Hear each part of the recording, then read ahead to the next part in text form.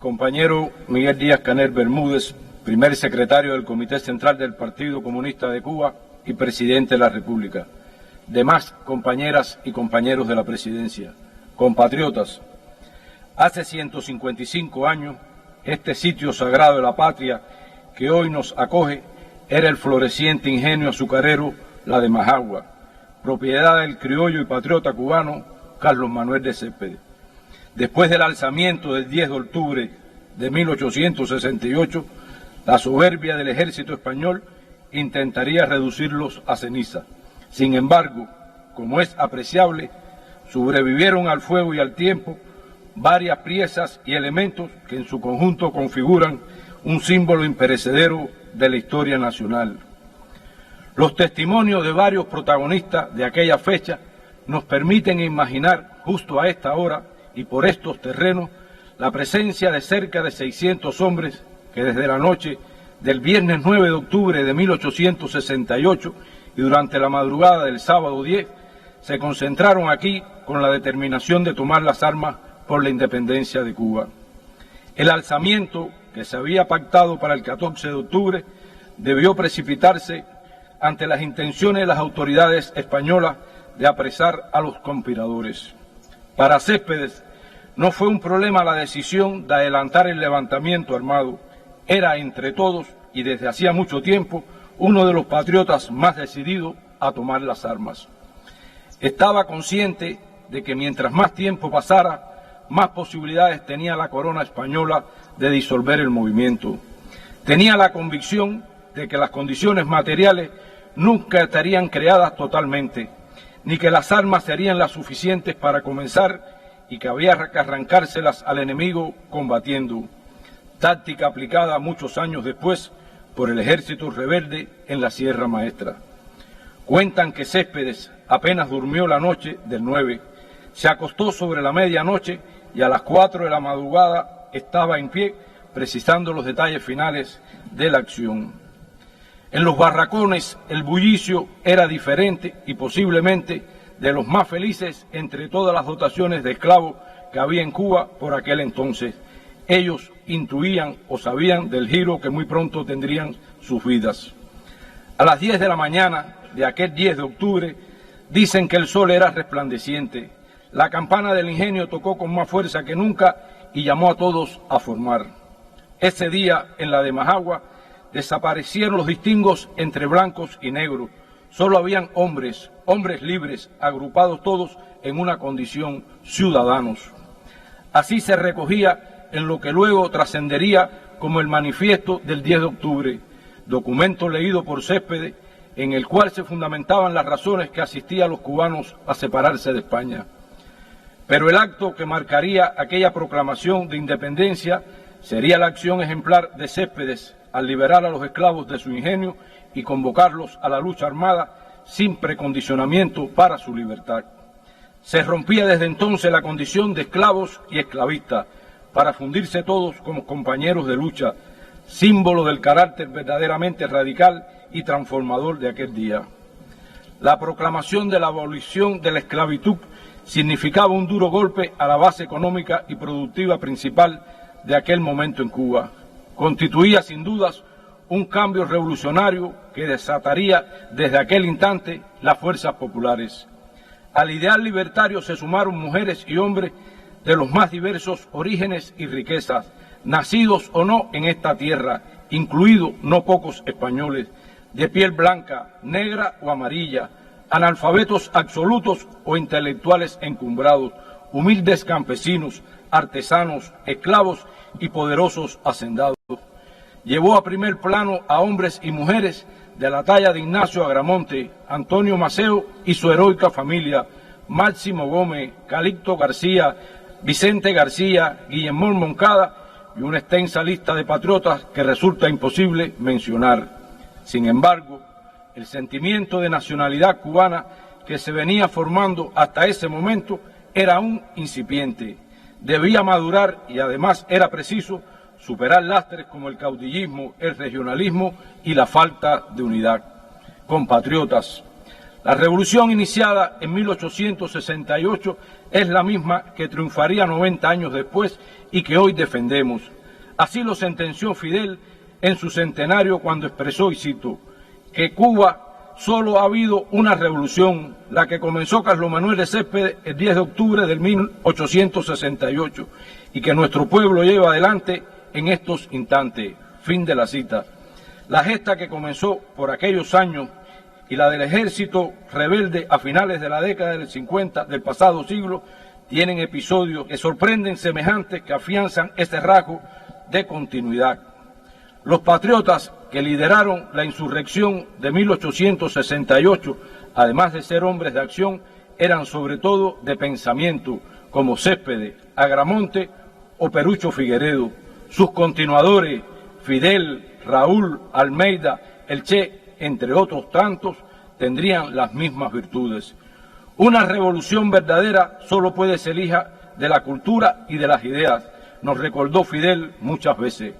Los revolucionarios del 68 plasmaron desde el primer instante su pensamiento progresista en un manifiesto y luego en la Constitución que nacería en Guaymaro algunos meses después, muy avanzada para ese momento por su profundo ideal social. Por su parte, la generación del centenario abrazaría un documento programático de invaluable valor político y social. La historia me absolverá, punto de partida de todo lo que habría de desarrollarse. Un día después del alzamiento de la de Majagua, en el poblado de Yara, el naciente ejército mambí sufriría su primer revés de combate al ser sorprendido por los españoles. Las fuerzas quedarían dispersas. Alguien expresó que todo está perdido. Céspedes respondió tajante, aún quedan 12 hombres, basta para hacer la independencia de Cuba. Resulta fácil entonces evocar aquel primer combate de alegría de Pío, también sorpresivo tras el desembarco del Granma y que dispersó la fuerza rebelde. Fue igualmente en el reencuentro de Cinco Palmas, cuando Fidel, cargado de optimismo y confianza en la victoria, le dijo a Raúl que con 7 fusiles y un puñado de hombres era posible ganar la guerra. Desde 1868 y hasta el triunfo en 1959 se apuntó directamente contra el corazón mismo de las oligarquías dominantes, las esclavistas primeros y las latifundistas y corporaciones yanquis después. Uno de los grandes méritos de los líderes de esta gesta, como Céspedes y Fidel, resultó la actitud de supeditar los intereses de sus respectivas clases de origen a la causa de la independencia nacional. Ninguno vio en la lucha revolucionaria o en el accionar político una forma de incrementar el poder económico personal o de la clase económica determinada. Todo lo contrario, como otros tantos patriotas, se desprendieron de toda riqueza material para defender el proyecto político colectivo del pueblo, por el pueblo y para el pueblo. Este es un ejemplo y un principio que se ha mantenido y perdurará en la Revolución Cubana. En ello está la radicalidad y el carácter esencialmente emancipador y la coherencia de esta revolución que asumimos como una sola. La independencia nacional, la dignidad plena del hombre y la justicia social serían fuentes de motivación y de lucha durante estos casi 100 años y que hemos sostenido como baluarte sagrado en los últimos 65.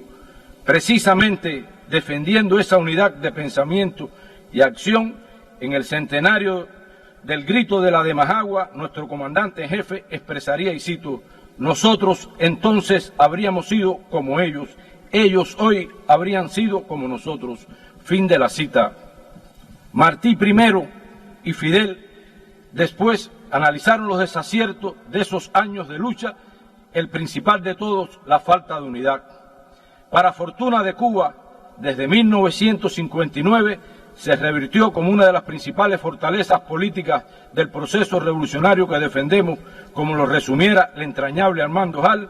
Fidel transformó la estrategia enemiga de divide y vencerás en unir para vencer. Compañeras y compañeros, nunca será ocioso, y menos en una fecha como esta, reiterar la importancia de la unidad nacional, factor determinante en el actual contexto que enfrenta Cuba. La revolución cubana sigue resistiendo la arremetida de la potencia imperialista más poderosa económica y militarmente que el mundo haya conocido jamás.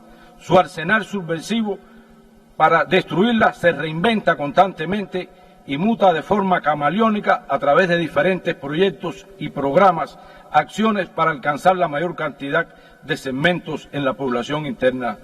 En una sociedad cada vez más heterogénea, el partido y la revolución seguirá promoviendo una política de inclusión y de unidad nacional, como nos enseñaron durante años Fidel y Raúl. No tendrán cabida en la revolución los que asumen expresiones de odio, ni los anexionistas, esos que ayer y hoy creen posible una alianza de igual a igual con el imperio. Son los que piensan ilusamente que existe un tercer camino en la inevitable disyuntiva que tan certeramente reflejó José Martí, y cito: la libertad cuesta muy cara y es necesario o resignarse a vivir sin ella o dedicarse a comprarla por su precio. Fin de la cita. El diseño de la política norteamericana para Cuba, delineado desde 1960 en el memorando oficial del gobierno de los Estados Unidos de provocar al pueblo carencias materiales y financieras de todo tipo para que éste culpe y arremeta contra la revolución, tiene hoy más vigencia que nunca. Ese diseño resulta la causa principal de las severas afectaciones cotidianas que nos laceran en todos los órdenes de la vida social y económica del país, que impiden el anhelado bienestar y felicidad que procuramos para nuestro pueblo.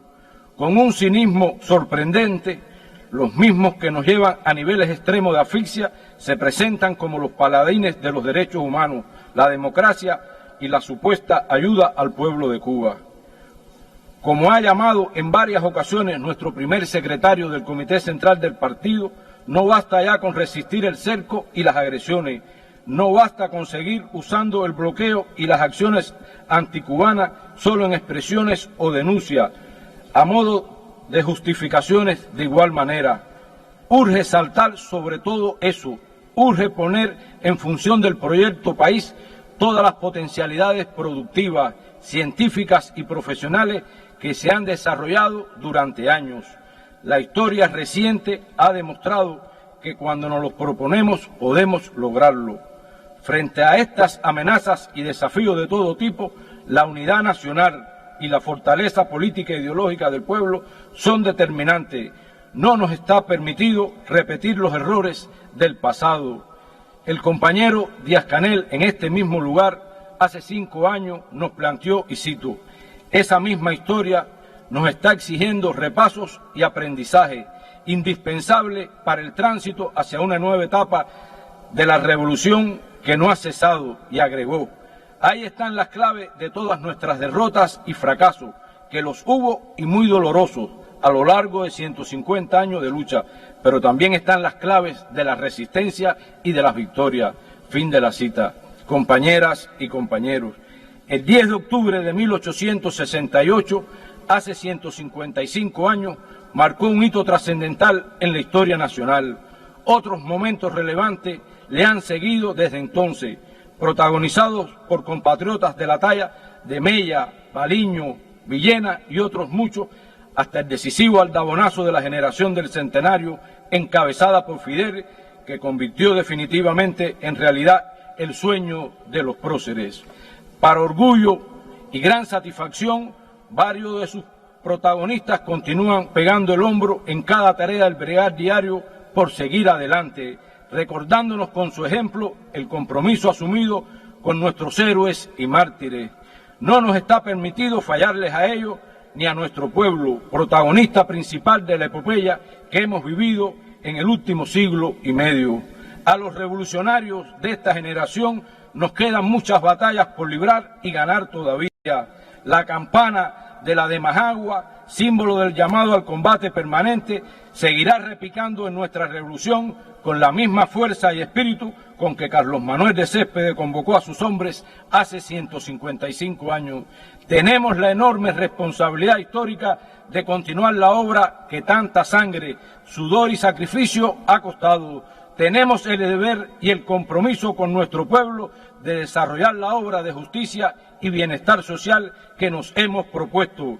Lo conseguiremos trabajando y luchando unidos. Gritemos hoy con legítimo orgullo una vez más: ¡Viva Cuba libre! ¡Viva! ¡Gloria eterna a Carlos Manuel de Céspedes! ¡Gloria! ¡Viva el 10 de octubre! ¡Viva! ¡Viva el heroico pueblo cubano! ¡Viva! Independencia o muerte, patria o muerte, venceremos.